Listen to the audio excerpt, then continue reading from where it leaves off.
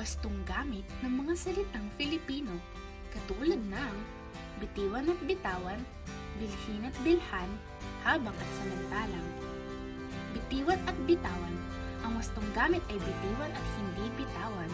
Ang salitang ugat ay bitiw at hindi bitaw.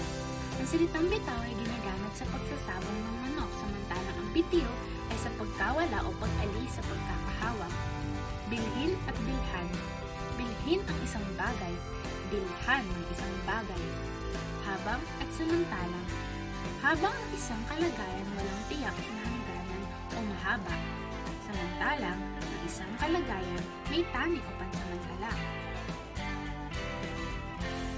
Mga wastong paggamit ng salita. Bitiwan mo ang mga braso ko kung hindi ay sisigaw ako. Bilhin natin ang sapatos na iyon para sa'yo. Bilhan natin ang sapatos ng ate. Kailangan matutong umasa habang nabubuhay. Nakikitara muna kami sa kanyang mga magulang samantalang wala pa. Mga maling paggamit ng salita.